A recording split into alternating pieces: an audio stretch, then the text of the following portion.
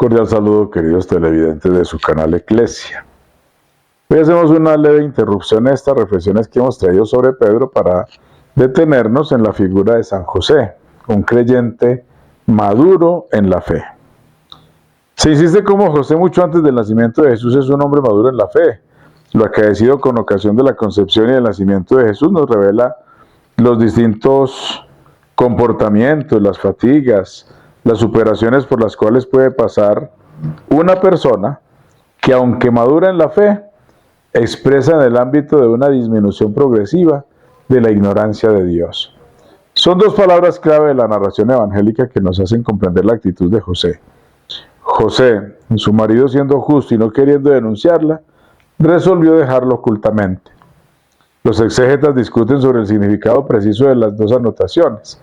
El texto tiene una expresión que resulta más fuerte que la de la traducción José su esposo, que era justo y no quería exponerlo a la infamia pública.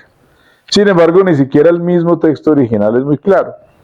La misma dificultad de lectura nos hace comprender que las personas justas en el lenguaje neotestamentario, maduras en la fe, que han recorrido un cierto camino de caridad, se pueden encontrar en situaciones angustiosas.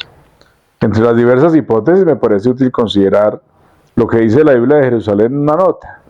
La justicia de José consiste en el hecho de que él no quiere cubrir con su nombre un niño cuyo padre él desconoce. Nos encontramos ante una justicia legal. José no puede dar su nombre al niño.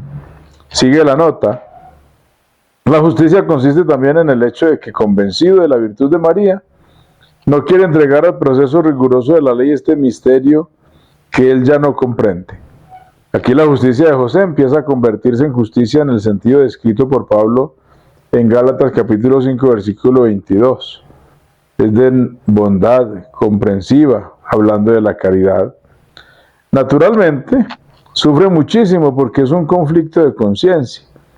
En efecto, dice la nota de la Biblia de Jerusalén, había un proceso riguroso de la ley al que José, en virtud de su justicia, no solo hubiera podido, sino tal vez hubiera debido atenerse. En este momento, la madurez de su caridad se demuestra en el hecho de que logra ir más allá. Prevalece en él la atención a la persona más que al rigor puro de la ley. Podemos pensar en el modo como Jesús frecuentemente reprocha a los fariseos su modo de entender la ley y su dureza de corazón. Jesús no podría reprochar su apego material a la ley sin un cierto grado de justicia que no les deja espacio a los frutos de la caridad que no ha sido profundizada ni se ha hecho dúctil a la apertura de la caridad, con fatiga y con gran sufrimiento.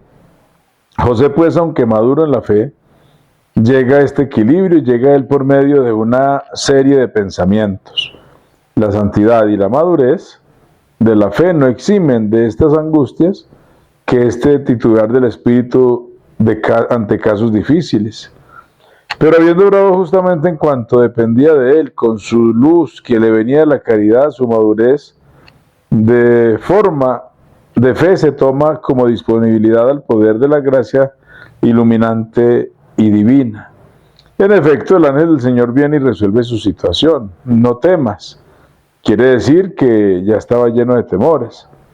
El ángel le da la razón profunda, de modo que venza toda su imaginación y lo llene de alegría y de claridad.